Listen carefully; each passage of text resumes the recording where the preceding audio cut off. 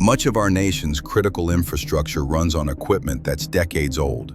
These legacy systems weren't designed for modern cybersecurity threats, and in many cases, they can't be patched like newer systems. Legacy infrastructure is essential to keeping the lights on, pumping water, and moving power. But outdated operating systems, unsupported software, and aging hardware create vulnerabilities that attackers can exploit. Simply replacing every outdated system isn't practical.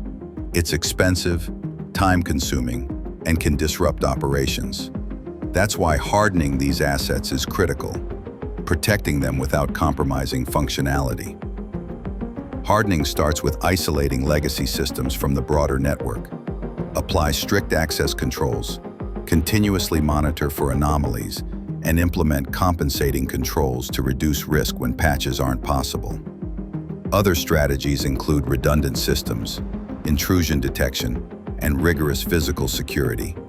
Even old equipment can be protected when these layers work together.